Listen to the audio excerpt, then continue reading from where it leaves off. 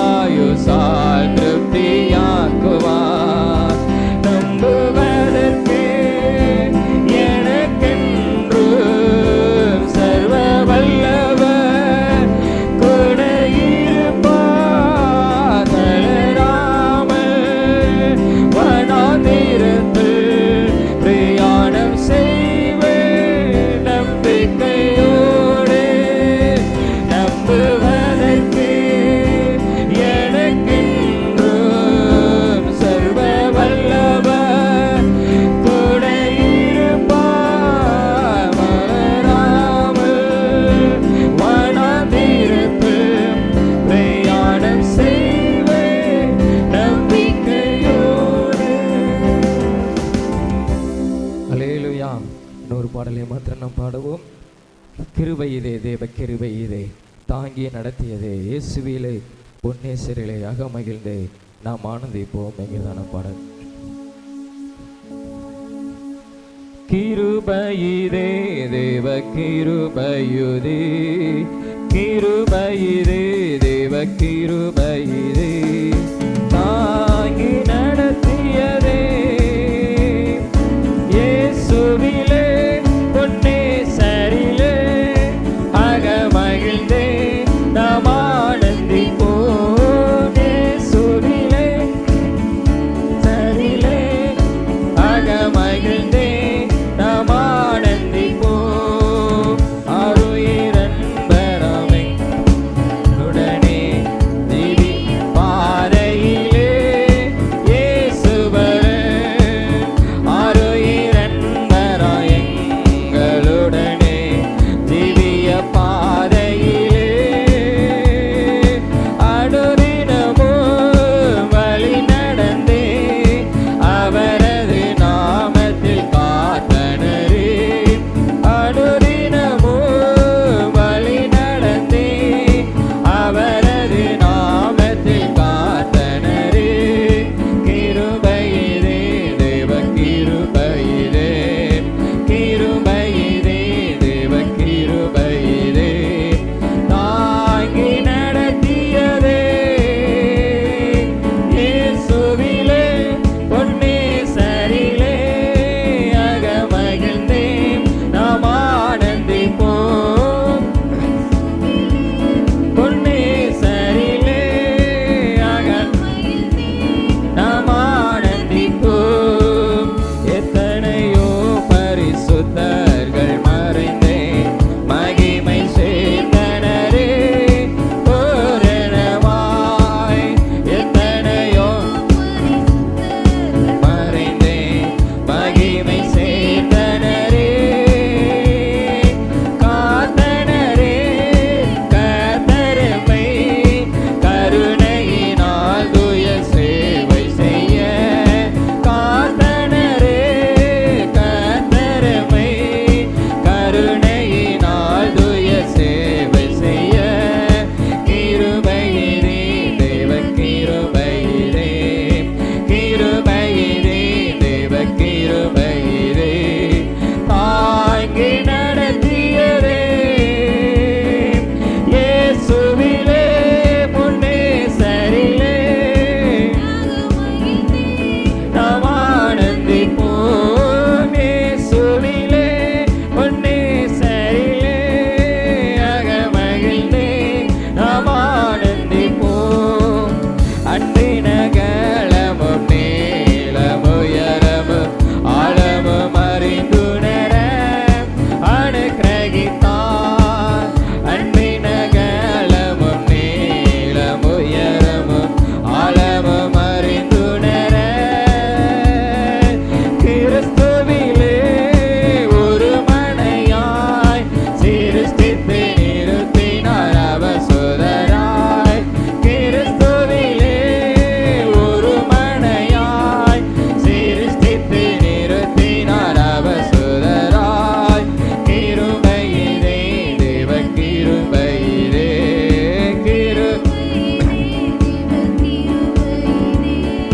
தாங்கி நடத்தியதே இயேசுவிலே பொன்னேசரிலே அகமகிழ்ந்தே நாம் ஆனந்திப்போம். இயேசுவிலே பொன்னேசரிலே அகமகிழ்ந்தே நாம் ஆனந்திப்போம். அல்லேலூயா.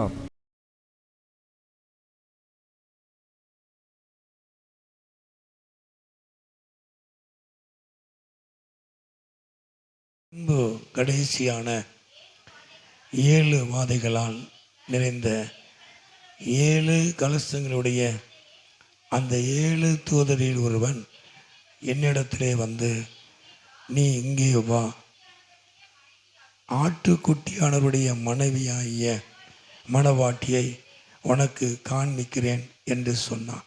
கர்த்தர் நாமத்துக்கு மகிமை உண்டாவதாக. அல்லேலூயா. ஆகவே இந்த நாட்களிலே ஸ்தோத்திரம், தேவ தூதரிலே ஒருவன் என்னிடத்திலே வந்து, நீ இங்கே வா, ஆட்டுக்குட்டியானருடைய மனைவியாகிய மணவாட்டியை உனக்கு காமிக்கிறேன். கத்மயம் உண்டு. அல்லேலூயா. ஏற்கனவே நான் பேசியிருக்கிறேன். தொடர்ந்து 2 காரியங்களை ஆண்டவர் கொஞ்சம் தியானிக்க கத்த உதவி செய்வார். கத்மயம் உண்டாவதாக. அல்லேலூயா. ஆண்டவர் இந்த நாட்களிலே சபை மணவாட்டி, மணவாளன் ஆண்டவராகிய இயேசு கிறிஸ்து. கத்மயம் உண்டாவதாக. அல்லேலூயா. நம்முடைய மணவாளன் ஆண்டவராகிய இயேசு கிறிஸ்து, மணவாட்டி சபை, நாம தான் மணவாட்டி. கத்மயம் உண்டாவதாக. அல்லேலூயா.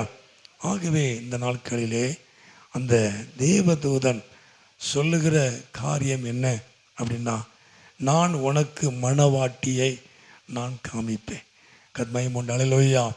நான் உனக்கு ஸ்தோத்திரம் மணவாட்டியை நான் என்ன செய்வேன்? நான் காமிப்பேன். கத்மயம் உண்டாவதாக. அல்லேலூயா. அவருடைய மணவாளனுடைய ஆண்டவராய் இயேசு கிறிஸ்துவினுடைய மணவாட்டியாய் இருக்கிற சபையை நான் உனக்கு காமிப்பேன். கத்மயம் உண்டாவதாக. அல்லேலூயா. அல்லேலூயா. உலக ரீதியாக நம்ம எப்படி எடுத்துக்கிடலாம்? மணவாளன் இல்லையா? அந்த மாப்பிள்ளைக்கு ஒரு மணப்பெண்ணை நான் உனக்கு என்ன செய்வேன்? காட்டுவேன். கத்மயம். அல்லேலூயா. ஒரு மாப்பிள்ளை வரார் அப்படின்னா மணவாட்டி இல்லையா, பெண் உனக்கு நான் காட்டுவேன். அந்த பெண்ணை நான் காட்டுவேன். அன்னைக்கு கிராமங்களில் தண்ணிக்கு போகிற இடங்கள், இந்த மாதிரி சர்ச்சுகளுக்கு இந்த மாதிரி இடங்களில் தான் பார்ப்பாங்க. மற்ற நேருக்கு நேரெலாம் பார்த்தது கிடையாது. அதெல்லாம் ஒன்றும் கிடையாது. அக்கா தங்கச்சி குடும்பத்தார் பார்க்கறது தான். கத்மயம் உண்டு. அல்லேலூயா. அன்னைக்கெல்லாம் அப்படி கிடையாது இல்லையா? அதனால தான் நிறையா ஃபெயிலியர் ஆகிடுது. நேருக்கு நேர் எல்லாத்தையும் விட்டு இல்லையா? ஆமாம். அப்புறம் செல்ஃபோனில் போய் எல்லாமே ஒன்றுக்கெல்லாம் போயிடுது. அன்னைக்கெல்லாம் யாரும் பார்க்க மாட்டாங்க. ஆமாம். நேர பெற்றோர்கள் பார்க்குறது, தாய் தப்பங்க பார்க்குறது. மாப்பிள்ளை கூட ஒரு ஊரில் போய் பார்க்க முடியாது. இது வித்தியாசமான ஆளை போனால் யாருன்னு கேட்பாங்க இல்லையா? அந்த மாதிரிலாம் அண்ணருக்கு பார்த்த மணப்பெண்ணை இந்த பெண்ணு தான். கத்மயம் உண்டாவதா. அல்லேலூயா. அந்த மணமகனுக்கு, அந்த மாப்பிள்ளைக்கு இதுதான் மணப்பெண் பார் அப்படி சொல்லி காமிப்பாங்க. கத்மயம் உண்டாவதா. அல்லேலூயா. ஆண்டவர் இந்த நாட்களிலே அதே போல தான் மணவாளனாக இருக்கிற ஆண்டவராக இயேசுவுக்கு மணவாட்டிய சபை நாம தான் மணவாட்டி. கத்மயம் உண்டாவதா. அல்லேலூயா. அப்போது அந்த பரிசுத்தமான வல்லமையான மகிமையான மணவாட்டிக்கு ஒரு மகிமையான மணவாளனுக்கு மணவாட்டியை காமிக்கணும். ஒரு மகிமை உள்ள தெய்வத்துக்கு, மணவாளனாக இருக்கிற இயேசுவுக்கு, பரிசுத்தமுள்ள தெய்வத்துக்கு மணவாட்டி எப்படி இருக்கணும் அப்படிங்கிறதா இன்னைக்கு பைபிளில் வாசிக்கிறோம்.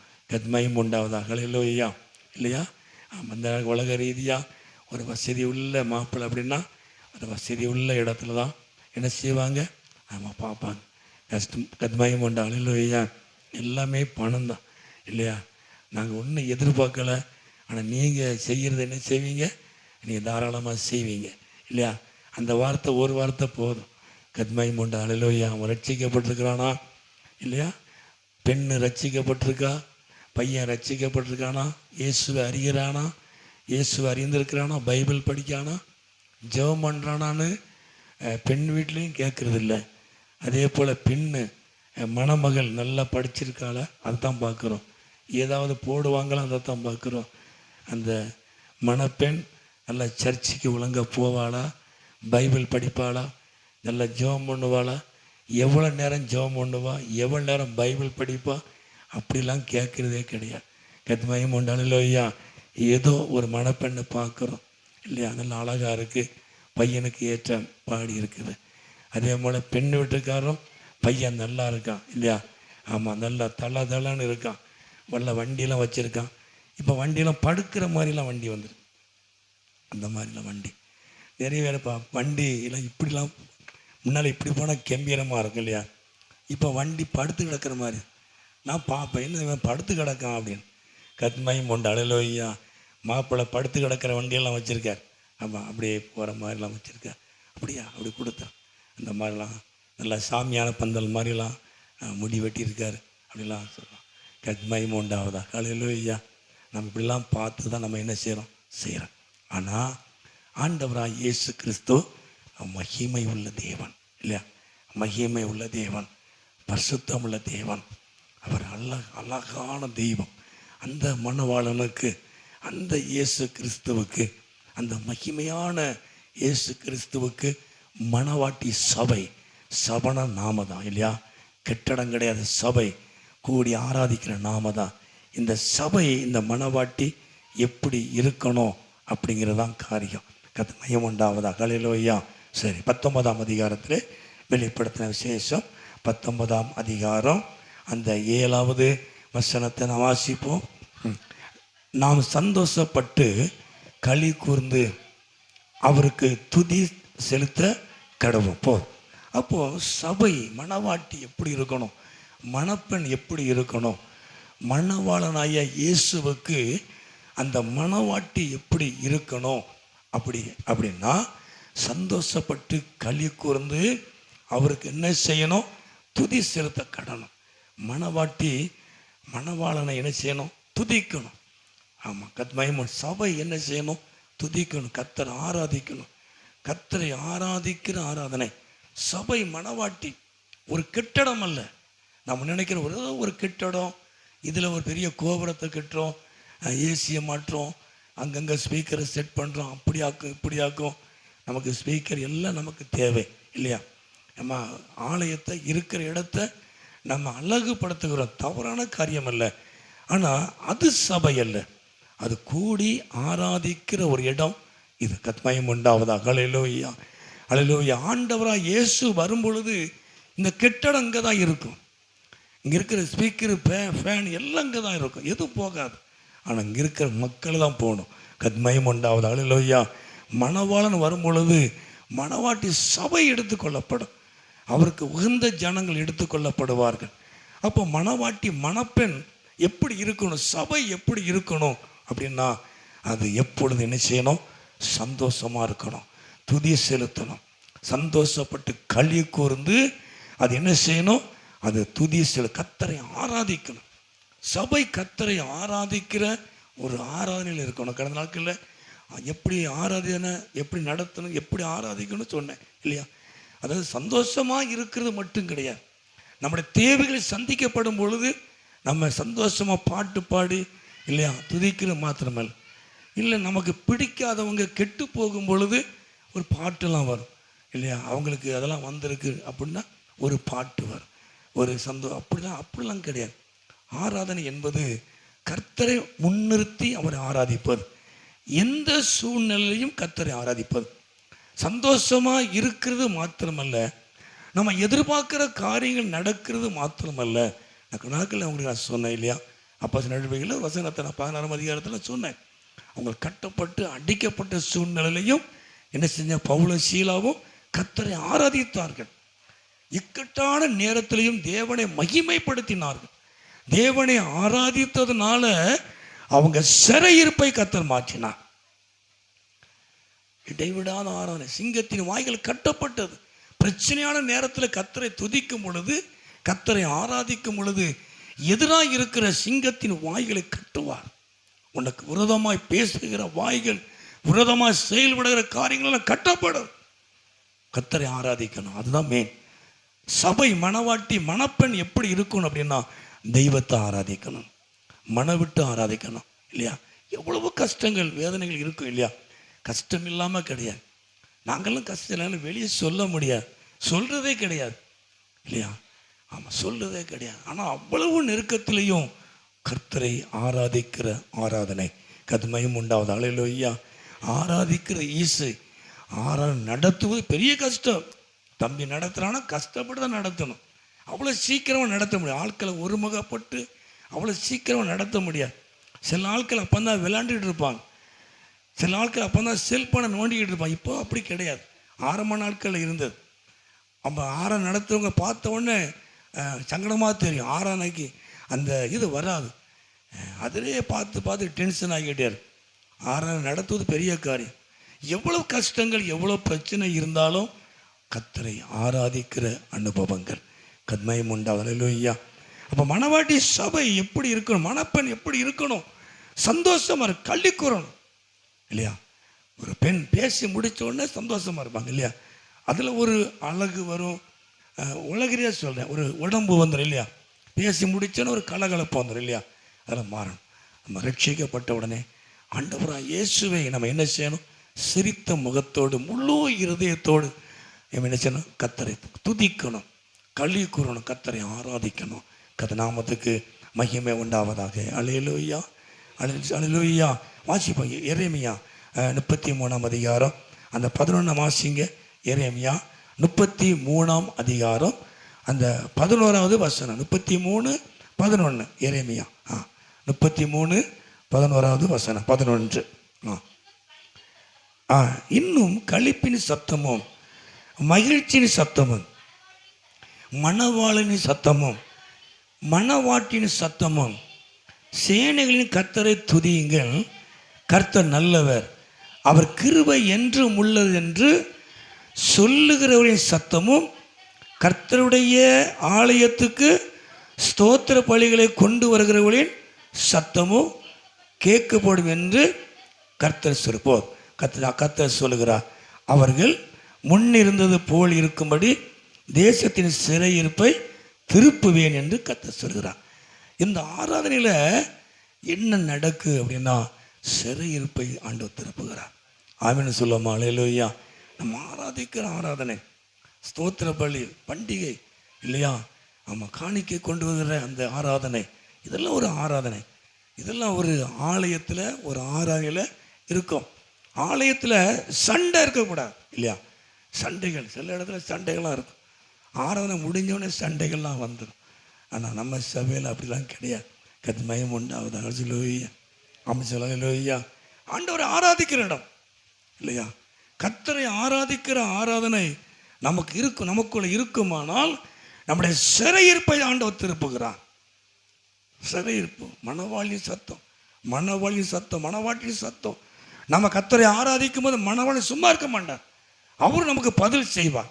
கத்மயம் உண்டா. அல்லேலூயா. அவரு சத்தம் கொடுப்பார். மணமகன் இயேசு சத்தம் கொடுப்பார். அவர் ஊமையாக இருக்கிறது இல்லை இல்லையா. நம்ம ஆராதிக்கிற ஆராதனை அவர் நல்லா கவனிக்கிறவர், திரும்ப பதில் கொடுக்கிறவர், நம்மோடு கூட ஆராதனையிலே அவர் இடையப்படுகிறவர். கத்மயம் உண்டாவதாக. அல்லேலூயா. நாட்கள் 2 நாளாவது கூட நான் ஒரு வசனத்தை நான் உங்களுக்கு சொன்னேன். ஸ்தோத்திரம். அதாவது முதல்ல ஆராதனைக்கு முன்பாக ஜனங்களோடு ஐக்கியம், ஆராதிக்கும் போது தேவனோடு ஐக்கியம். அது சாமி சொல்லுவோம். அல்லேலூயா. ஒரு ஐக்கியத்தை ஏற்படும். கர்த்தரை ஆராதிக்கும் பொழுது மணவாளனுக்கும் மணவாட்டிக்கும் ஒரு ஐக்கியத்தை ஏற்படுத்துகிறது. சபை மணவாட்டி கர்த்தரை துதிக்கணும், ஆண்டவரை ஆராதிக்கணும். அதுதான் சபை. சபை ஆராதிக்காத சபை செத்த சபை. ஊழியக்காரர் பேசினார், நம்ம எல்லா சபையும் இன்னைக்கு ஆராதிக்கிறோம். ஆராதனை இல்லாத இடங்கள் கிடையாது. எல்லா சபையிலும் பாட்டு பாடி ஆராதிக்கிறாங்க. சுவிசேஷம் ஊழியம் செய்யாத சபை செத்த சபை. 6 நாட்கள் ஊழியம் செஞ்சிருக்கிறோம், கொஞ்ச நாள் செய்யலை. அந்த வார்த்தை என்னை ரொம்ப வேதனைப்படுத்தின. ஏன் இப்படி சொல்ற? அப்ப அந்த வேதனை கிடையாது, நம்ம செய்யலைங்கிற வருத்தம் வேதனை. எத்தனை பேரை வச்சிருந்தாலும், உனக்கு எத்தனை லட்சங்கள் காணிக்க வந்தாலும், எவ்வளவு பெரிய கட்டிடமா இருந்தாலும், எத்தனை வசதி வாய்ப்புகள் சபையில் இருந்தாலும், சுவிசேஷ ஊழியம் செய்யாத சபை செத்த சபைன்னு சொன்னார். உன் சபை நீ சபையே கிடையாதுன்னு சொன்னார். ஆண்டவராக இயேசுவை எடுத்து செல்லாத ஒரு சபை சபை அல்ல. சுவிசேஷத்தை அறிவிக்காத சபை ஒரு சபை அல்ல. காணிக்கை இருக்கலாம், நிறைய காணிக்கை இருக்கலாம், நிறைய ஆட்கள் இருக்கலாம், 4 சர்வீஸ் 5 சர்வீஸ் இருக்கலாம். ஆனால் ஊழியங்கள் அவருடைய கட்டளை, அவருடைய சுவிசேஷத்தை நற்செய்தியை நாம் அறிவிக்கிற சபையாய் நானும் நீங்கள் இருக்கணும். கத்மயம் உண்டாவதாக. அல்லேலூயா. அப்போ மணவாட்டி என்ன செய்யும்? கர்த்தரை துதிக்கும், களி கூறும், கெம்பீரிக்கும். கர்த்தரை ஆராதிக்கும். கர்த்தரை ஆராதிக்கிற ஆராதனையில் ஒரு களி கூறல், சந்தோஷம். மகிமை உண்டாவதாக. ஹல்லேலூயா. அந்த பிலிப்பர் 4:4 வரைக்கும் நீங்கள் நாம் என்னச்சும் ஆமாம் கர்த்தருக்குள்ள நம்ம சந்தோஷமா இருங்க. மறுபடியும் சொல்கிறேன், நீ கர்த்தருக்குள்ள சந்தோஷமா இருங்க. கர்த்தரை மகிமைப்படுத்த, கர்த்தரை துதிங்க. ஆண்டவர் உங்களை ஆசீர்வதிப்பார். இப்போ மணவாட்டி என்ன செய்யணும் அப்படின்னா, முதல்ல ஆண்டவரை ஆராதிக்கணும். வா, மணவாளன் ஆட்டுக்குட்டியாருடைய மணவாளனுக்கு நான் மணவாட்டியை காமிக்கிறேன். வா, இந்த மணவாட்டியை பார், இது கர்த்தரை ஆராதிக்கும். மகிமை உண்டாவதாக. ஹல்லேலூயா. வா, மணவாளனுக்கு மணவாட்டியை பார், இது தூங்கிக்கிட்டே இருக்கும். அப்படி இல்லை இல்லையா? இது ஆராதிக்காது அப்படி சொல்லலை இல்லை. இது தூங்கி விழும் அப்படி கிடையாது. இது கர்த்தரை ஆராதிக்கும். சபை தூங்குகிற சபையாக இருக்கப்படாது இல்லையா? கர்த்தரை ஆராதிக்கிற சபையாக இருக்கணும். தேவனை மகிமைப்படுத்தணும். கர்த்தர் மகிமைப்படணும். மணவாளன் மகிமைப்படணும். இயேசு மகிமைப்படணும். இதெல்லாம் ட்ரைனிங். அங்கே போனப்புறம் அதுதான் நடக்க போகுது. அங்கே ஒன்றும் கிடையாது. அங்கே சிலிண்டருக்கு அவ்வளோ கிடையாது, பெட்ரோல் டீசலுக்கு அவ்வளோ கிடையாது. அங்கே குண்டு போடும் அது கிடையாது. அவள் பெரிய வீடு வாங்கிட்டா, இவன் சின்ன வீடு வாங்கிட்டான், அந்த பாறைலாம் அங்கே இருக்கவே இருக்காது. கர்த்தரை துதிக்கிறது தான். ஒரே வீடு, மகிமை உள்ள வீடு நமக்கா தேவன் கட்டி வைத்திருக்கிறது. மகிமை உண்டாவதாக. சொல்லுவோம் அல்லேலூயா. அங்கே வாஸ்து கிச்சன் அங்கே இருக்குது. பெட்ரூம் வாஸ்துபடி வீடு வாங்கணும். ஒரு ராசி இல்லாமல் போயிட்டு அந்த மாதிரி போயிட்டு அப்படிலாம் கிடையாது. இயேசு நல்லவர். இயேசுவை துதிக்கணும். கர்த்தரை மகிமைப்படுத்தணும். மகிமை உண்டாவதாக. அல்லேலூயா. சரி, ரெண்டாவதாக அந்த வசனத்தை வாசிப்போம். 19ஆம் அதிகாரத்திலே மறுபடியும் அந்த 7ஆம் வசனத்தை வாசிப்போம்.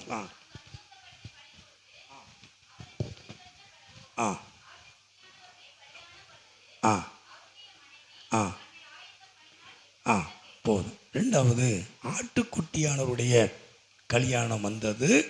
அவருடைய மனைவி தன்னை ஆயத்தம் பண்ணினாள் என்று சொல்ல கேட்டேன். மகிமை உண்டாவதாக. அல்லேலூயா. அப்போ ரெண்டாவது, ஆட்டுக்குட்டியானுடைய கல்யாணம் வந்த வருகிறது. இயேசு வருகிறார். வரப்போகிறார். கடைசி காலத்தில் வந்திருக்கிறோம். அவர் வருகிறார் என்பதற்கு உண்டான அடையாளங்கள் நடந்து கொண்டிருக்கிறது. கல்யாணம் வருகிறது. நிச்சயம் பண்ணப்பட்ட மணவாட்டியை எடுத்துக்கொள்ள முடியாது. அவருக்கென்று நிச்சயம் பண்ணப்பட்ட சபையை எடுத்துக்கொள்ள முடியாது. இயேசு வருகிறார். அந்த மணவாட்டி எப்படி இருந்ததா? அது தன்னை ஆயத்தம் பண்ணினார். மகிமை உண்டாவதாக. அல்லேலூயா. தன்னை ஆயத்தப்படுத்தினார். சபை இயேசுடைய வருகைக்கு என்ன செய்யணும்? ஆயத்தப்படணும். மகிமை உண்டாவதாக. அல்லேலூயா. ஒரு கல்யாண வீட்டுக்கு போகும்போது நம்ம ஆயத்தப்படுத்துகிறோம். அதுக்குன்னு ட்ரெஸ் பண்ணுறோம் இல்லையா?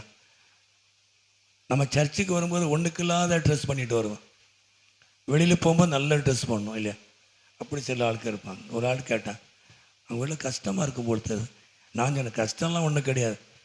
அவங்க இருக்கிற பட்டு புடவை பீரோப்பில் பட்டு புடவையாக தான் இருக்கும். சபைக்கு வரும்போது அப்படி வருவாங்க. மகிமை உண்டாவது. அல்லேலூயா. ஆமென் சொல்லுவோம். அல்லேலூயா. கர்த்தரெல்லாம் ஆசை வச்சிருக்கிறார் இல்லையா? ஸ்தோத்திரம். ஆண்டவன் நல்லவர். ஆயத்தம் பண்ணுறோம். ஒரு கல்யாண வீட்டுக்கு போனால் ஆயத்தப்படுகிறோம்.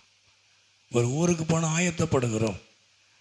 நம்மை ஆயத்தப்படுத்தி அந்த இடத்துல கலந்து கொள்கிறோம். அந்த இடத்துக்கு தகுந்தாற் போல் நம்ம ஆயத்தப்படுத்துகிறோம். ஒரு பெரிய வீடு அவங்க மதிக்கணும் இல்லையா? ஒரு பெரிய வசதியான வீட்டுக்கு, ஃபங்க்ஷன் வீட்டுக்கு போகிற மதிக்கணும் அப்படின்னா கூட 2 எதாவது ஒன்று எக்ஸ்ட்ரா மாட்டிக்கிடும் இல்லையா? அவங்க அப்போ தான் மதிப்பாங்க அப்படின்னு சொல்லி அப்படிலாம் இருக்குது உலக ரீதியாக. நம்ம ஆயத்தப்படுத்துகிறோம். ஒரு இடத்துக்கு போனோம்னா இயேசு வருகிறார். மணவாளனை சந்திக்க நம்மை ஆயத்தப்படுத்தணும். நம்ம ஆயத்தப்படணும். மணவாளன் எதை எதிர்பார்க்கிறாரோ அதை நாம் என்ன செய்யணும்? ஆயத்தப்படணும். மகிமை உண்டாவது. அல்லேலூயா. வாசிப்போம். மத்தேயு சுவிசேஷம் 25ஆம் அதிகாரத்திலே மத்தேயு 25ஆம் அதிகாரம் அந்த 2வது வசனம். அவர்கள் 5 பேர் புத்தி உள்ளவர்களும் 5 பேர் புத்தி இல்லாதவர்களுமாய் இருந்தார்கள். அந்த கீழே வாசுங்க 5 வசனம். மணவாளன் வர தாமதித்த போது அவர்கள் எல்லாரும் நித்திர மயக்கமடைந்து தூங்கிவிட்டார்கள். நடுராத்திரியிலே இதோ மணவாளன் வருகிறார், அவருக்கு எதிர்கொண்டு போக புறப்படுகிற சத்தம் உண்டாயிற்று. அப்பொழுது அந்த கன்னிகைகள் எல்லாரும் எழுந்திருந்து தங்கள் தீவட்டிகளை ஆயத்தம் பண்ணினார். நமக்கு நல்லா தெரிந்த ஒரு காரியம்.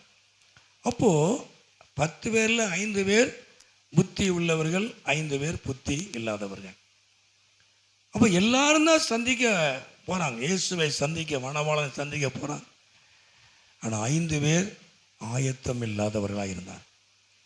தங்களுடைய தீவெட்டிகளுக்கு தேவையான எண்ணெய் என்ன செய்யல கொண்டு போகலை. 5 பேர் அதை வச்சிருந்தாங்க, ஆயத்தம்.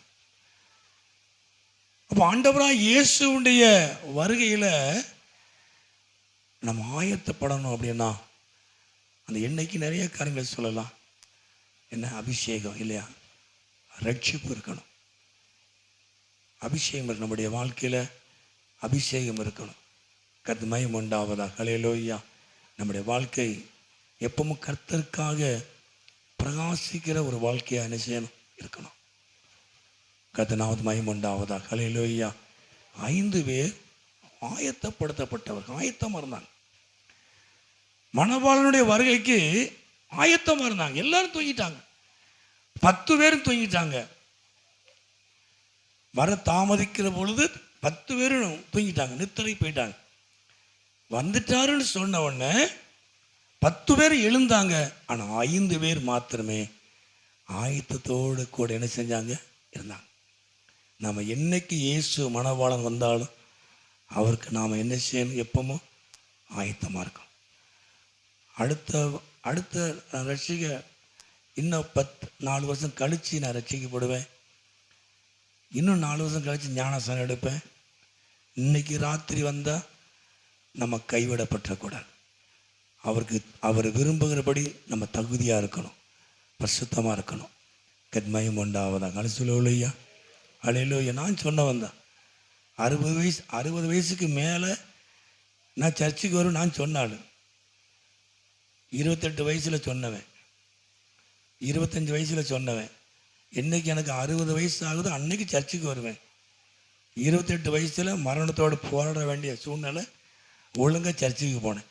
கத்மயம் உண்டாவது. அழைச்சுலோடியா, அலையிலோயா. இன்னைக்கு வயசு 63 இல்லையா. நான் சொன்ன கணக்கு 3 வருஷம் தான் ஆயிருக்கணும் சர்ச்சுக்கு போய் இல்லையா. அன்னைக்கே நான் செத்து போயிருப்பேன். ஆமாம், என் லைஃப் முடிஞ்ச பிறகு, என் பேலன் எல்லாம் போன பிறகு 60 வயசில் நான் சர்ச்சுக்கு வருவேன். அது வரைக்கும் அனுபவிச்சுட்டு தான் வருவேன். அனுபவிக்க போகிறேன்னு 28 வயசில் போட்டு சவைச்சு சொல்லாமல் கொல்லாமல் ஓடுற மாதிரி, ஆண்டவர் தேடுற மாதிரி சூழ்நிலை கர்த்தர் உருவாக்கினார். கத்மயம் உண்டாவது. ஹல்லேலூயா. நாட்களை நம்ம தள்ளி போடவே கூடாது. நாளைக்கு ரட்சிக்கப்படுவேன், நாளை கழிச்சு நான் ரட்சிக்கப்படும். இப்போலாம் அதெல்லாம் நிறைய விஷயங்கள்லாம் இருக்குது. ஒரு ஐயா சொல்லிகிட்டே இருப்பேன். என்ன என் பையனுக்காக நான் அவன் அடிக்கடி இந்த மாதிரிலாம் கோயிலுக்கெல்லாம் நான் கூட போகணும். அதனால அப்படிலாம் கிடையாது. நம்ம ரட்சிக்கப்பட பையன் ரட்சிக்கப்படும் இல்லையா. நம்ம குடும்பம் ரட்சிக்கப்படும். பிள்ளைகளுக்காக நம்ம சில நேரங்களிலே காலங்களை தாமதப்படும். இந்த மாதிரி கட்டுகள்லாம் செய்து சில வயசானவங்க வீட்டில் இருப்பாங்க. வயசானவங்க அவங்களுக்காக சில நேரங்களில் ஞானத்தை எடுக்க மாட்டாங்க. வயசானவங்களாம் இருக்கிறாங்க, அவங்களும் சில கட்டுகள் செய்யணும். கட்டு செய்வோம். முதல்ல இயேசு வந்து என்ன செய்ய முடியலையா, நம்ம அதுக்கு சில காரியத்தை நம்ம தாமதப்படுத்தும். அப்படி அல்ல, ரட்சிக்கப்பட்டால் இயேசுவை ஏற்றுக்கொண்டால் ஞானஸ்நானம். கத்மயம் உண்டாவது. இல்லையா, நான் ஞானஸ்நானம் அப்புறம் எடுப்பேன், இத்தனை வயசுலாம் எடுப்பேன், அந்த மாதிரிலாம் இருக்கவே கூடாது. இயேசு வரும் ஆயத்தமாக இருக்கும், ரெடி. நம்ம ஆயத்தம் பண்ணணும். ரெடி, எப்பவும் ரெடி கண்டிஷனாக இருக்கும். அவர் எப்போ வந்தாலும் சரி, நான் ரெடியாக எல்லாம் சரியாக பர்ஃபெக்டாக இருப்பேன். மயம் உண்டாவதாக. அது சொல்லுவையா அல்லேலூயா. நிறைய காரியங்கள் 24ஆம் அதிகாரத்தில் வாசிக்கலாம். லூக்கா 17ஆம் அதிகாரம் 34 என்ன செய்யலாம்? ஆமாம், வாசிக்கலாம். மயம் உண்டாவதாக. அல்லேலூயா. ஆமாம், 2 பேர் வயலில் இருந்தாங்க. ஆமாம், ஒருத்தர் எடுத்துக்கொள்ளப்படுவார், ஒருத்தர் கைவிடப்படுவார். தேடி பார்ப்பாங்க, இருக்க மாட்டாங்க இல்லையா? அப்படி மயம் உண்டாவதாக. அல்லேலூயா. அப்போது ஆயத்தமாக இருக்கணும். நம்ம சபை இயேசுனுடைய வருகைக்கு நம்ம என்ன செய்யணும்? ஆயத்தமாக இருக்கணும். நீங்கள் ஜெபம் பண்ணுங்க, எல்லாம் நமக்கு அனுகூலமாக இருக்கும். எல்லாம் நமக்கு அனுகூலமாக இருக்கும். நானும் சொன்னவன் தான். இந்த ஒரு காரியங்கள்லாம் இருக்கிறதெல்லாம் முடிச்சுட்டு தான் எல்லாம் ஞானஸ்தானம் எடுக்கணும்னு நினச்சேன். நான் ரட்சிக்கப்பட்டு 6 மாதத்தில் ஞானஸ்தானம் எடுத்தேன். அந்த நேரம் சில தடைகள் இருந்தது. இந்த காரியங்கள்லாம் இருக்குது, நாங்கள் ஒன்றா தான் ஞானஸ்தானம் எடுக்கணும். அப்போல்லாம் ஒரு பொருத்தனைக்கு வந்தேன், நானும் என் மனைவி ஒன்றா ஞானஸ்தானம் எடுக்கணும். அப்புறம் சொன்னாங்க, நீங்கள் ரட்சிக்கப்பட ஞானஸ்தானம் அவங்க எடுப்பாங்க, நீங்கள் முந்தி எடுங்க, குடும்பமாக எடுக்கணுங்கிறதுல அது இருக்கட்டும். இப்போ நான் எடுத்து 2 வருஷம் கழிச்சு தான் அவன் எடுத்து. எல்லோரும் பெண்கள் எடுத்தப்போ தான் கணவர் எடுப்பாங்க. எங்கள் வீட்டில் நான் எடுத்தப்போ 2 வருஷம் கழிச்சு தான் அவன் எடுத்தான். மயம் உண்டாவது. அல்லேலூயா. அப்போது ஒருத்தர் விசுவாசித்த ஞானஸ்தானம், அவங்க விசுவாசத்துக்கு குடும்பம் ரட்சிக்கப்பட்டுரும். நம்முடைய குடும்பம், கணவர், பிள்ளை ரட்சிக்கப்படுவாங்க. கர்த்தர் நாமத்துக்கு மகிமை உண்டாவதா. அல்லேலூயா. நாம் இயேசுவுடைய வருகைக்கு நம்ம ஆயத்தமாக இருக்கணும். எந்த ஒரு காரணத்தையும் நம்ம என்ன செய்யக்கூடாது? சொல்லக்கூடாது. எதுவும் நமக்கு காரணம் இல்லை. நான் இன்னைக்கு இயேசுவை ஏற்றுக்கொண்டிருக்கிறேன், நான் வருகைக்கு நான் ஆயத்தப்படுவேன். கர்த்தர் நாமத்துக்கு மகிமை உண்டாவதா. அல்லேலூயா. அது சொல்லுவையா. சரி, மூன்றாவது அதே வசனத்தை வாசிப்போம். வெளிப்படுத்தின 19ஆம் அதிகாரத்திலே கீழே வாசிப்போம். 8வது வசனம். 8.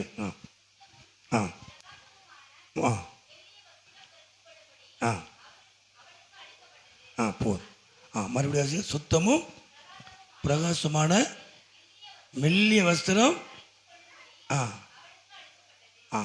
அந்த மெல்லிய வஸ்திரம் பரிசுத்த நீதி. 3வது மணவாட்டி எப்படி இருந்தா? மெல்லிய வஸ்திரம் தரித்தவளாய் இருந்தா. மகிமை உண்டாவதாக. அல்லேலூயா. இந்த மெல்லிய வஸ்திரம் அது எப்படின்னா, அது பரிசுத்தவான்களுடைய நீதி. அது மெல்லிய வஸ்திரம் அப்படின்னா பரிசுத்தம். பரிசுத்த அலங்காரத்துடனே கர்த்தரை நிச்சயங்க. ஆமாம். அப்போ பரிசுத்தம் நம்முடைய வாழ்க்கையில் என்னத்தை கொண்டு வருது சொல்லுங்களேன்? அலங்காரம்.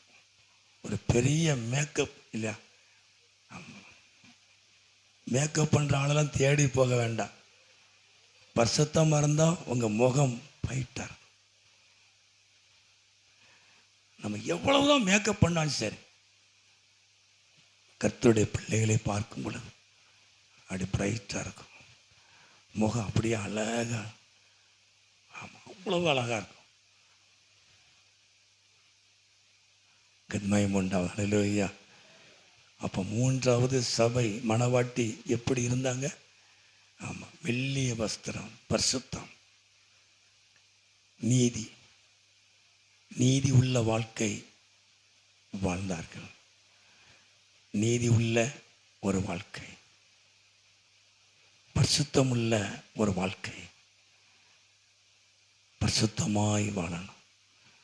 சபை பரிசுத்தம் நிறைந்ததா இருக்கணும். மகிமை உண்டாவதாக. அல்லேலூயா. நம்ம பேதரில் வாசிக்கிறோம் இல்லையா? அவர் பரிசுத்தராக இருக்கிறது போல நீங்கள் எல்லாவற்றிலும் பரிசுத்தமாக இருங்க. அவர் பரிசுத்தம் உள்ளவர். மணவாளன் இயேசு பரிசுத்தம் உள்ளவர். அவருடைய பிள்ளைகளும் அவருடைய மணவாட்டியும் சபை பரிசுத்தமாக இருக்கணும். நீதி உள்ள வாழ்க்கை வாழணும். பரிசுத்தமுள்ள ஒரு வாழ்க்கை வாழணும். மகிமை உண்டாவதாக. அல்லேலூயா. நம்ம உபாகமத்தில் வாசிக்கிறோம் இல்லையா? அவர் உன் பாளையத்தை விட்டு போகாதபடி, இல்லை அசுசியான காரியத்தை கண்டு உன்னை விட்டு போகாதபடி உங்கள் பாளையம், உங்கள் வாழ்க்கை, உங்கள் குடும்பம் பரிசுத்தமாக இருக்கட்டும். கத்மயம் உண்டாவதாக. ஹல்லேலூயா. அவர் பரிசுத்தம் உள்ளவர், நாமளும் பரிசுத்தமாக இருக்கணும். நம்ம பரிசுத்தமாக இருக்கிறதை தேவன் விரும்புகிறார். அவர் பரிசுத்தராக இருக்கிறது போல நீங்களும் எல்லாவற்றிலையும் பரிசுத்தராக இருங்க. மெல்லிய வஸ்திரத்தை,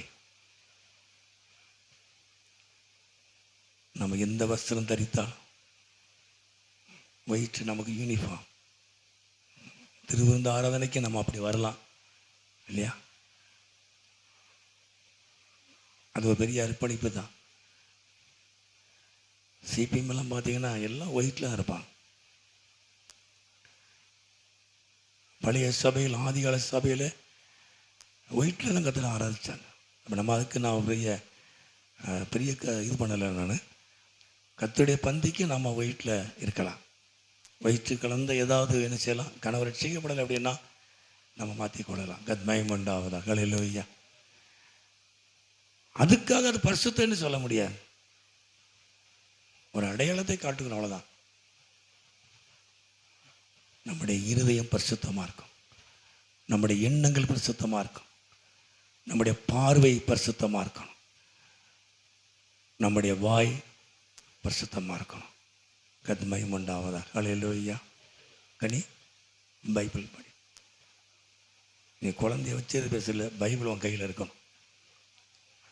பார்க்க முக்கியமான நேரம்.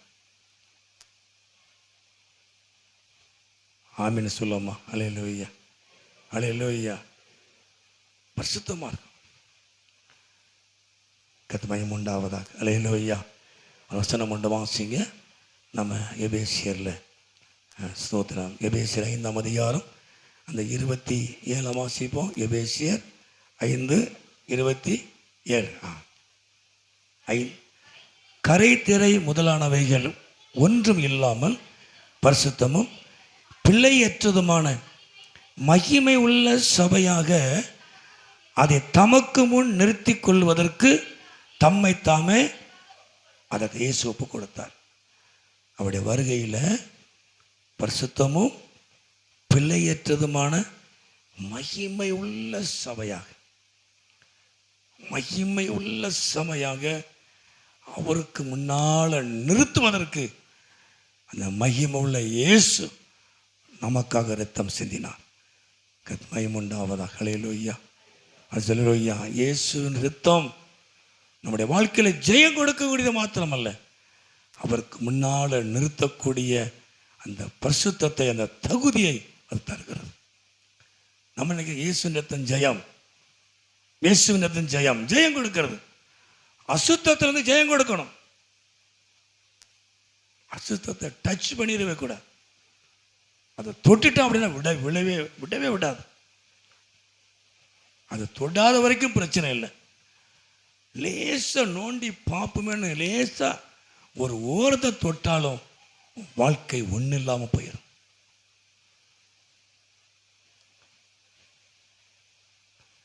கர்த்தருக்கு மகிமை உண்டாவது. ஹல்லேலூயா.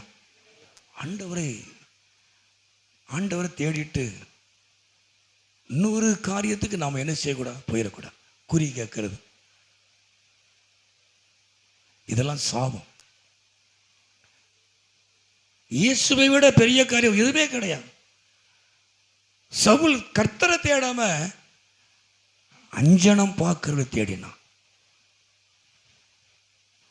தேவன் அவனை கொன்று போட்டார். அவங்கிட்ட ஆண்டவர் கொடுத்த ராஜ்யத்தை எடுத்து தாவீதுக்கு கொடுத்தார். குறி கேட்கறது, அஞ்சனம் பார்க்கறது, இதெல்லாம் ஆண்டவருக்கு பிடிக்காது. ஆண்டவரை மட்டும் தேடினப்போ, இயேசுவை தேடும் பொழுது உன் வாழ்க்கையிலே ஆசீர்வாதம் உண்டாகும், ஒரு நல்ல ஆலோசனை உண்டாகும். அதை தொட்டுட்டா உன்னை விடவே விடாது. நம்ம இம்மைக்கா சில காரியத்தை இன்னைக்கு மட்டும் நம்ம நினைக்கிறோம். பிசாசை தொட்டா அது விடவே விடாது, உன்னை கடைசி வரைக்கும் விடாது. கர்த்தர் கிருபை இருந்தால் மட்டும்தான் நீ விடுவிக்கப்பட முடியும். எந்த ஊழியக்காரன போனால் நடக்காது. நீ எந்த தீர்க்கதரிசி 4 மாடிக்கு போனாலும் சரி, எங்கே போனாலும் சரி, அற்புதம் நடக்கவே நடக்காது. நீ பிசாசை விட்டு வெளியே வரணும், ஒப்பு கொடுக்கணும். இருந்து நான் வெளியே வரணும், ஆண்டவரே உதவி செய்யும். கர்த்தரை அறியாதவர்களுக்கு நல்ல ஒரு ஆசீர்வாதம் இல்லைன்னு சொல்லலை. நீ அறிந்த பிறகு அதை செய்கிறோம். தேவையில்லாத நம்ம செய்கிறோம். அது பெரிய அசுத்தம். விக்கிரக ஆராதனை ஒரு நரகலான விக்கிரகம் என்று ஆண்டவர் சொல்றார். அதை போய் நம்ம தொட்டுட்டு இருக்கிறோம். விக்கிரகத்துக்கு முன்னால போய் நிற்கிறோம். நம்முடைய பரிசுத்த குலைச்சல் உண்டாகிறோம். நம்முடைய வாழ்க்கையில நாம் பரிசுத்தமா இருக்கணும். ஆமென் சொல்ல அல்லேலூயா. எல்லாருக்கும் ஒரு அல்லேலூயா. நான் விளையாட்டுக்காக சொல்லலை. இயேசு வரப்போகிறார். ஒரு சபையை சந்திக்க இயேசு வரப்போகிறார். மணவாளன் வரப்போகிறார். நான் மணவாட்டி நீங்கள் பரிசுத்தமா இருக்கணும். கரை திரை அற்றவர்களாய் கர்த்தருக்கு முன்னால் நிற்கணும். அவர் திருடனை போல வருவார். ஒரு திருடன் ஒரு வீட்டுக்குள்ள வரும்பொழுது விலை மதிக்க முடியாத பொருளை தான் தூக்கிட்டுவான். பிளாஸ்டிக் குடத்தையா கொண்டுட்டு போவான் இல்லையா? பிளாஸ்டிக் குடத்தை, பிளாஸ்டிக் ஜாமானெல்லாம் எடுத்துகிட்டு போக மாட்டான். விலை மதிக்க முடியாத என்ன பொருள் இருக்கோ அதை தான் திருடன் கொண்டு போவான். அதே போல தான் இயேசு விலை மதிக்க முடியாத இரத்தத்தினால, அந்த பரிசுத்தமான இரத்தத்தினால கழுவப்பட்ட விலையேறு பெற்ற ஆத்துமாக்களை கொள்ளையாடி கொண்டு போவார். நம்ம விலை மதிக்க முடியாத இருக்கணும். வார்த்தையில சுத்தம் இருக்கணும். பார்வையில சுத்தம் இருக்கணும். வசனம்லாம் பேசும். வசனம் நமக்கு நல்லா தெரியும். பிசாசுக்கு வசனம் தெரியும். பிசாசு நல்ல வசனம் பேசலாம் தெரியுமா நமக்கு? இயேசுகிட்ட வசனம் தானே பேசினா, வசனத்தினால் அவனை மேற்கொண்டார். நமக்கு தெரியாத வசனம் உள்ள அவனுக்கு தெரியும். பரிசுத்தம் இருக்கணும். கத்மயம் உண்டாவதா. அல்லேலூயா. உன் மணவாட்டியை காட்டுறோம் பார், வந்து பார். மணவாட்டி வந்து பார். மணவாட்டி பரிசுத்தத்தை பார். ஆயத்தமா இருக்கிற பார். கர்த்தரை துதிக்கிறத பார். சபை கர்த்தரை துதிக்கணும். அவருடைய வருகைக்கு என்று ஆயத்தமா இருக்கணும். உலகத்தை குறித்த எப்பவும் பேசிட்டே இருக்கப்படாது. 2 பேரும் சந்தித்த ஆவிக்குரிய காரியங்களை பேசு.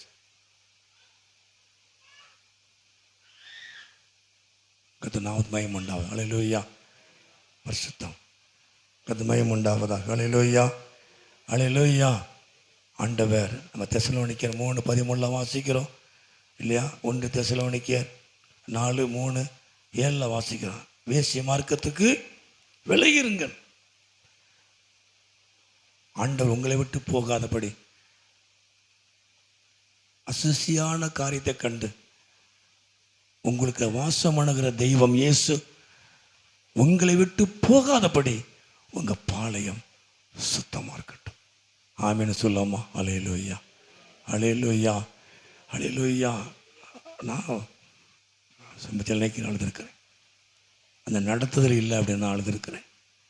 ஆண்டவரே, எதுவாக இருந்தாலும் என்னை மன்னிச்சிரு.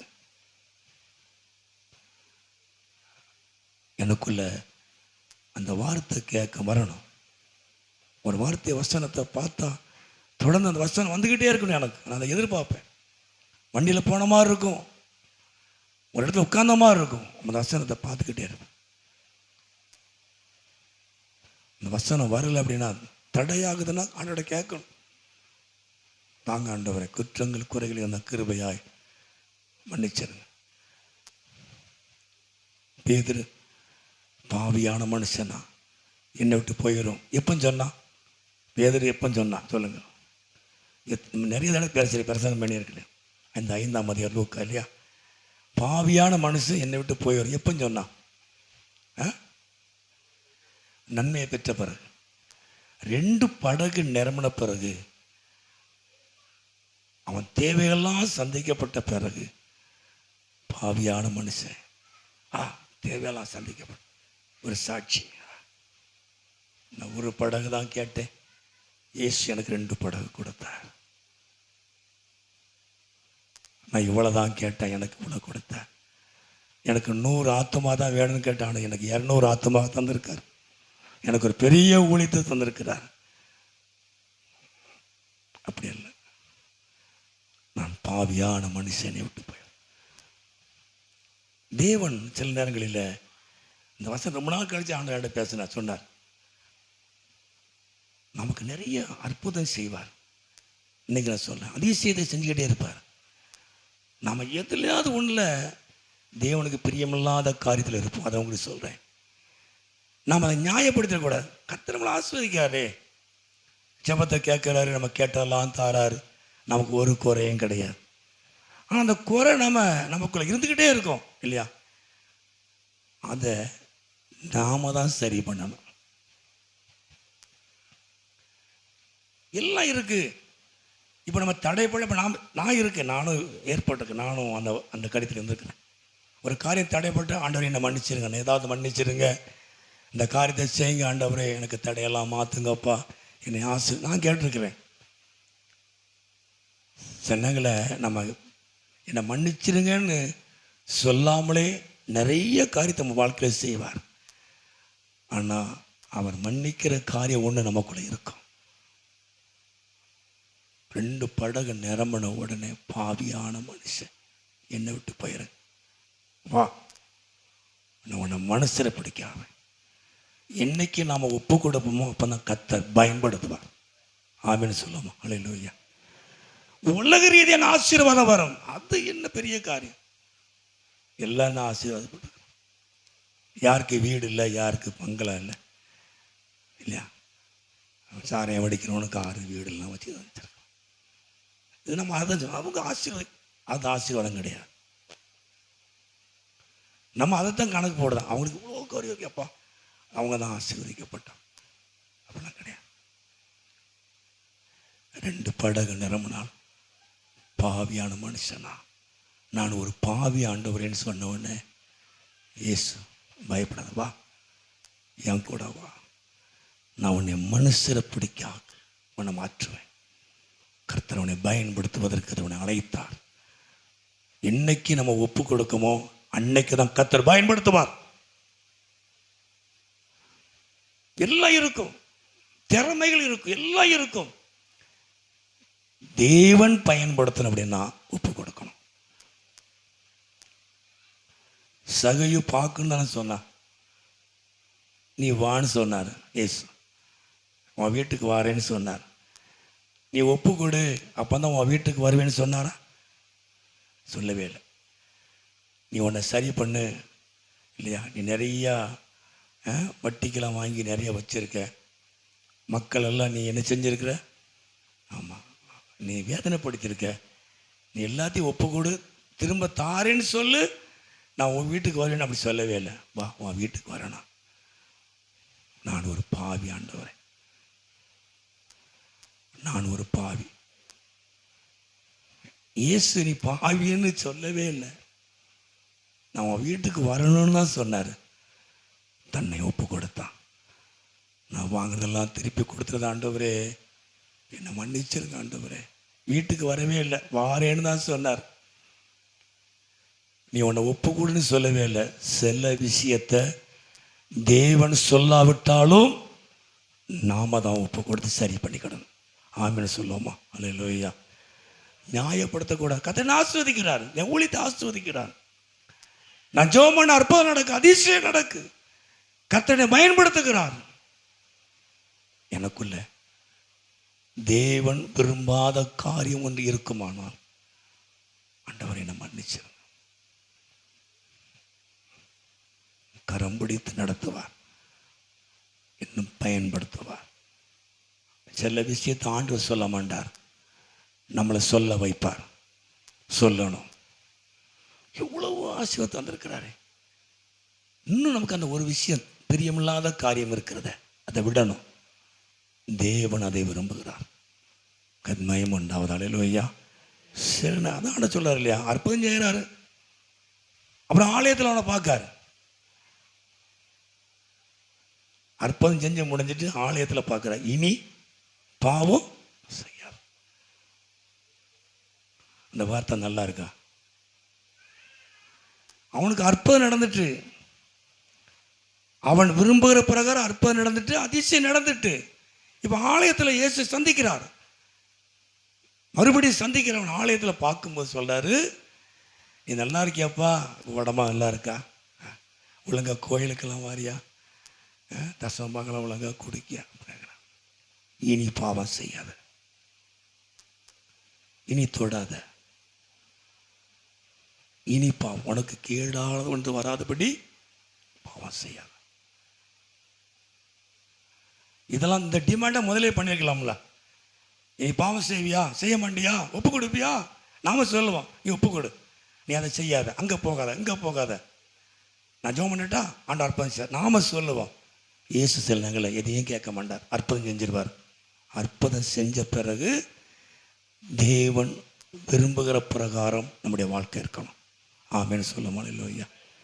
நம்முடைய வாழ்க்கை பரிசுத்தமாக இருக்கணும், பரிசுத்தமாக்கணும். பரிசுத்தமாக இருக்கிறவன் இன்னும் அளவு சொல்லவே இல்லை, அளவு சொல்லலை, இன்னும் பரிசுத்தமாக இருக்கு. நான் எல்லாத்துலையும் இன்னும் பரிசுத்தமாக இருப்பா. உன் அளவு கூடட்டும், உன் ரேஞ்சு கூடட்டும், உன்னுடைய கெப்பாசிட்டி கூடட்டும். பணம் போதுன்னு சொல்கிறோமா, சம்பளம் போதுன்னு இங்கே சொல்கிறோமா? சொல்லமா. வருமானம் போதும், காணிக்க போதும், நான் சொல்லுவேண்ணா ஜோமனை கட்டி பெட்டி ஜோமனு நிரம்பட்டு இந்த ஊழியங்களுக்கு கொடுக்கணும், நாங்கள் நிறைய காரியங்கள் செய்யணும். அந்த ஆசை நமக்கு இருக்கு இல்லையா? பண ஆசை தீமைக்கு வேறையா இருக்கு. இது வரைக்கும் அந்த மாதிரி கொண்டு வரல. ஆண்டவர் இந்த கொடுக்கல, ஒப்பு கொடுக்கல, கடைசியருக்கு ஒப்பு கொடுக்காம என்னை பாதுகாத்துடணும். பணத்துக்கு அடிமையாகக்கூடாது, அவ்வளோதான். கத்மயம் உண்டாலும் ஐயா, வரக்கூடிய பணத்தை வரக்கூடிய காணிக்கை கத்தற்காக செலவு பண்ணும். நாம் அதை சாப்பிடுகிறோம், அனுபவிக்கிறோம், அவ்வளோதான். அதுக்கு நமக்கு என்ன வேணும்? இதுக்கு தானே நமக்கு கஷ்டப்பட்டோம். ஏன் மறைக்கணும்? கத்தருக்கு வர்றத கத்தற்காக செலவு பண்ணுறோம். தேவன் இன்னும் பெரிய காரியத்தை செய்வார். கல்யாண விருந்து அப்படின்னா எப்படி ஒரு இடத்துல கூடி அந்த விருந்தை, அந்த விருந்தில் கலந்துக்கிட்டோமோ, அதை அனுபவிக்கமோ, அதே போல ஒரு இடத்துல கூடி அது ஐக்கியத்தை காட்டுகிறது. அப்போ மணவாட்டி சபை எப்படி இருக்கணும்? ஒருவருக்கு ஒருவர் ஐக்கியமாக இருக்கணும். வித்தியாசம் இல்லை, மன வருத்தங்கள் இல்லை, சண்டைகள் இல்லை. ஆண்டவருக்காக, கர்த்தருக்காக, கர்த்தருக்காக ஏற்ற தாழ்வு இல்லாமல் நம்ம என்ன செய்யணும்? ஐக்கியமாக இருக்கணும். கர்த்தருக்கு மகிமை உண்டாவதாக. அல்லேலூயா, அல்லேலூயா. அப்போங்க வா, மணவாளனுடைய மணவாட்டியை நான் காமிக்கிறேன் வா அப்படின்னா, அந்த மணவாட்டி கர்த்தரை ஆராதிக்கும், தன்னை ஆயத்தப்படுத்தும், தன்னை பரிசுத்தமாக இருக்கும், கரை திரை இல்லாமல் எப்பவும் கர்த்தருக்கு முன்னால் நிற்கக்கூடிய தகுதி உள்ள மணவாட்டிய பரிசுத்தமாக இருக்கும், நீதி உள்ள வாழ்க்கை, உண்மை உள்ள வாழ்க்கை வாழும். 4வது, மணவாட்டி ஐக்கியமாக இருக்கும். பரிசுத்தவான்களோடு ஐக்கியம், சபையோடு ஐக்கியம், தேவனோடு ஐக்கியம். கர்த்தருக்கு மகிமை உண்டாவது. அல்லேலூயா, அல்லேலூயா. ஒரு சபை இப்படி தான் இருக்கும். ஆண்டவராய் இயேசு மணவாளனுக்கு ஏற்ற மணவாட்டி கர்த்தரை ஆராதிக்கிறதா இருக்கும். கர்த்தரை ஆராதிப்பார்கள்.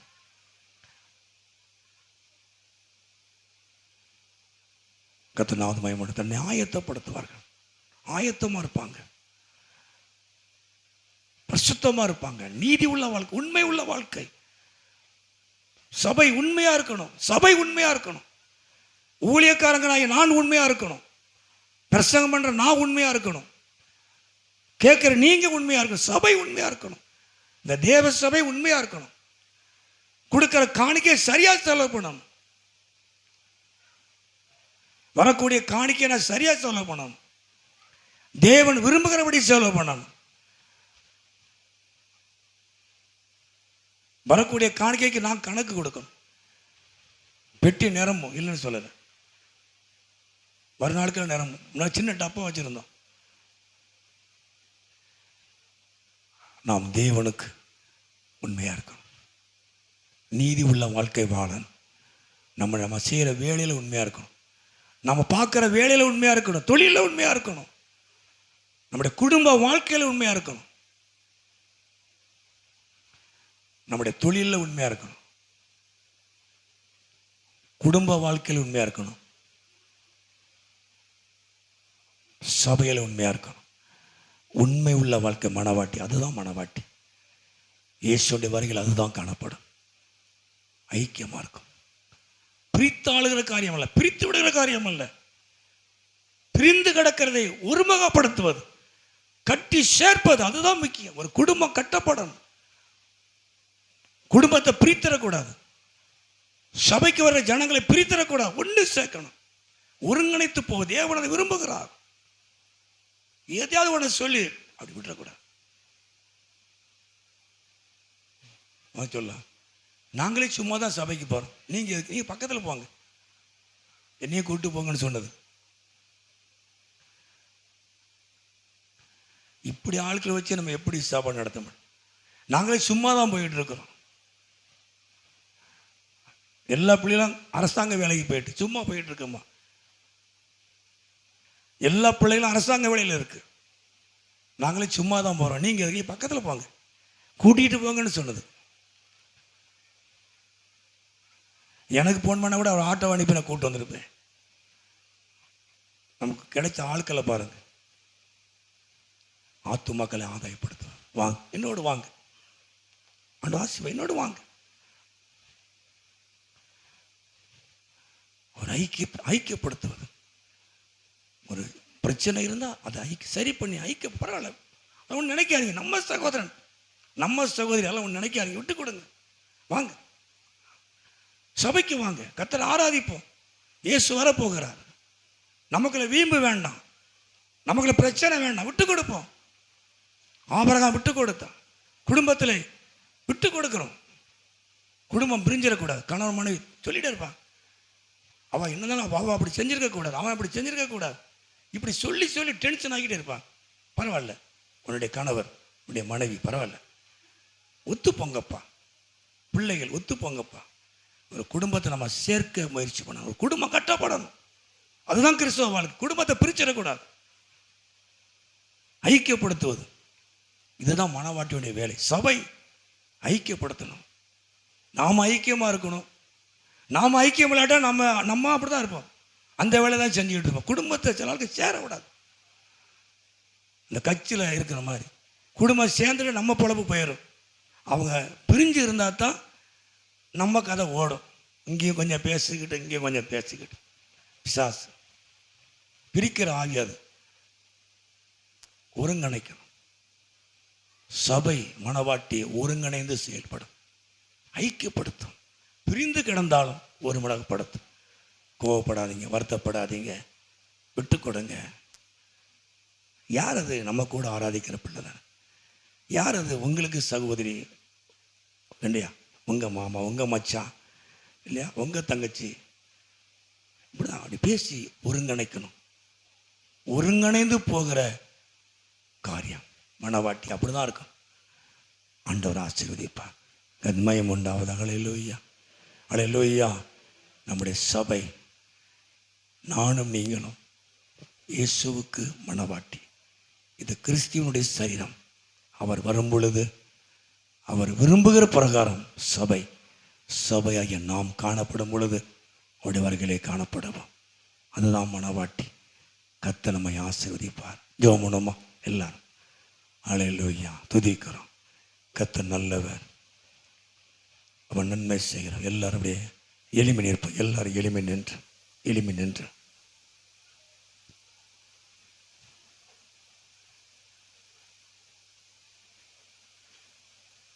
எல்லாரும் எளிமை நின்று ஆண்டவர் ஆசீர்வதிக்கிறவர், கர்த்தர் ஆசீர்வதிக்கிறவர். கர்த்தாவே, நீர் ஆசீர்வதி, நீர் மகிமைப்படும். மனவாட்டி ஆண்டவரை ஆராதிக்கணும். ஆராதிக்கிற மனவாட்டியா இருக்கணும். மனவாட்டின்னு சொன்ன கர்த்தரை மனவிட்டு ஆராதிக்கணும். சந்தோஷத்தோடு ஆராதிக்கணும். எந்த சூழ்நிலையும் ஆராதிக்கணும். இயேசுவே நன்றி செலுத்துகிறோம். ரெண்டாவது, நம்ம ஆயத்தமா இருக்கணும். நம்ம ஆயத்தமா இருக்கணும். மூன்றாவது, உண்மை உள்ள வாழ்க்கை, பரிசுத்தம் உள்ள வாழ்க்கை இருக்கணும். அவர் பரிசுத்தம் உள்ளவர். நம்மை அழைக்க வருகிற மணவாளன் பரிசுத்தம் உள்ளவர். மணவாட்டியும் பரிசுத்தமா இருக்கணும். உண்மையா இருக்கணும். நம்முடைய வாழ்க்கை உண்மையா இருக்கணும். நாம் உண்மை உள்ள வாழ்க்கை வாழணும். நமக்கு கொடுக்கப்பட்ட பொறுப்புகளிலே உண்மையா இருக்கணும். நாலாவது, ஐக்கியமா இருக்கணும். ஐக்கியப்படுத்துகிற காரியத்தை நாம செய்யணும். நாம் ஐக்கியமா இருக்கணும். பிரிந்து கிடக்கிறவைகளை ஐக்கியப்படுத்தணும், ஒன்று சேர்க்கணும். மணவாட்டி அதை தான் செய்யும். நல்ல ஆண்டவரே, எங்களை அப்படியாய் நடத்தும். நாங்கள் கேட்கிறது மாத்திரமல்ல, நாங்கள் பேசுகிறது மாத்திரமல்ல, கேட்கிறது மாத்திரமல்ல, அதன்படியே நடக்க எங்களுக்கு உதவி செய்யும். எல்லாரும் கரங்களை உயர்த்தி, ஆண்டவரே எங்களை ஆசீர்வதிங்க. ஆண்டவரே, இந்த மாதத்தினுடைய ஆண்டவரே இந்த கடைசி நாளில் வந்திருக்கிறோம். நாளைக்கு பிறக்கிற ஆண்டவரே 6வது மாதத்துக்காக ஸ்தோத்திரம். கர்த்தர் நல்லவர், கர்த்தர் நன்மை செய்கிறவர், அவர் எங்களுக்கு போதுமானவர். அல்லேலூயா, துதிக்கிறோம் ஆண்டவரே. இயேசுவின் நாமத்தை நாங்கள் மகிமைப்படுத்துகிறோம். பிதாவாகிய தேவனை மகிமைப்படுத்துகிறோம். ஆவியான தேவனுக்கு நன்றி செலுத்துகிறோம். அல்லேலூயா, நாங்கள் உம்மை துதிக்கிறோம். நல்ல தேவன், ஸ்தோத்திரம். துதிக்கிறோம், துதிக்கிறோம், மகிமைப்படுத்துகிறோம். இயேசுவின் நாமத்தை நாங்கள் மகிமைப்படுத்துகிறோம். ஆவியான தேவனுக்கு நன்றி செலுத்துகிறோம். ஆண்டவரே, பள்ளங்கள் எல்லாம் நிரம்பிட வேண்டும், மலைகள் குன்றுகள் தகர்ந்திட வேண்டும், கோணலானவை நேராகனோ, கரடானவை மாகனோ. பள்ளங்கள் எல்லாம் நிரம்பிட வேண்டும், மலைகள் குன்றுகள் தகர்ந்திட வேண்டும், கோணலானவை நேராகனோ, கரடானவை மாகனோ. ராஜா வருகிறார், ஆயத்தமாவோ. ராஜா வருகிறார், ஆயத்தமாவோ. இயேசு வருகிறார், எதிர்கொண்டு செல்லுவோம். இயேசு வருகிறார், எதிர்கொண்டு செல்லுவோம். பள்ளங்கள் எல்லாம் நிரம்பிட வேண்டும், மலைகள் குன்றுகள் ஆடவை நேராகனோ, சமமாகனோ. கரையில்லாமலே குற்றமில்லாமலே கர்த்தருக்காய் வாழ்ந்து முன்னேறுவோம். கரையில்லாமலே குற்றமில்லாமலே கர்த்தருக்காய் வாழ்ந்து முன்னேறுவோம். ராஜா வருகிறார், ஆயத்தமாவோ. எல்லாம் வச்சாவான், ஆயத்தமாவோ. இயேசு வருகிறார், எதிர்கொண்டு செல்லுவோம். இயேசு வருகிறார், எதிர்கொண்டு செல்லுவோம். பள்ளங்கள் எல்லாம் நிரம்பிட வேண்டும், குன்றுகள் தகர்ந்திட வேண்டும், கோணலானவை நேராகனோ. கரையில்லாமலே குற்றமில்லாமலே கர்த்தருக்காய் வாழ்ந்து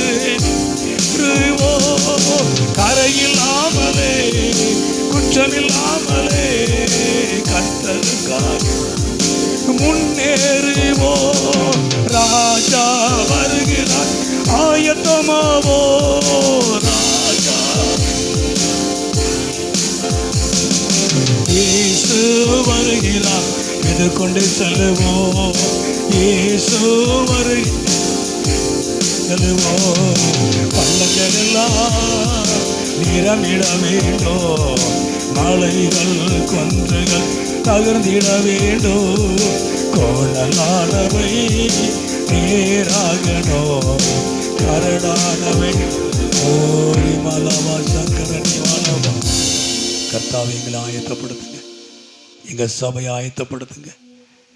எங்க சபை கைவிடப்பட்ட சபையாக இருக்கக்கூடாது. ஒரு நீதி உள்ள வாழ்க்கை வாழ சபைக்கு உதவி செய்யுங்க. இது உம்முடைய சரீரம் கர்த்தாவே. உம்முடைய வருகையில் நாங்கள் கைவிடப்பட்டவங்களால் நல்ல ஆண்டவரே உம்மோடு சேர்த்து கொள்ளப்பட இன்னும் அதிகமாக எங்களை பரிசுத்தப்படுத்தும். உம்முடைய சித்தத்தின்படி வாழ எங்களுக்கு உதவி செய்யும். உம்முடைய விருப்பத்தின்படி வாழ எங்களுக்கு உதவி செய்யும். கர்த்தாவே எங்களுக்கு கிருபைதாரும். நாங்கள் இன்னும் பரிசுத்தமாக இருக்கணும். எங்களுடைய குற்றங்கள் குறைகளை கிருபையாய் மன்னித்து இன்னும் கர்த்தர் எங்களை நடத்துங்கப்பா. உமக்கு ஏற்றபடி எங்களை நடத்துங்க. எங்களை நாங்கள் இன்னும் பரிசுத்தமாக இருக்கணும் ஆண்டவரே. உமக்கு உண்மையாய் வாழணும் ஆண்டவரே. ஒரு கடமைக்காக வாழ்கிற வாழ்க்கை அல்ல கர்த்தாவே. நாங்கள் கைவிடப்பட்டவங்களை அல்ல, உம்மோடு சேர்த்து கொள்ளக்கூடிய ஒரு வாய்ப்புகளை கர்த்தர் எங்களுக்கு தான்.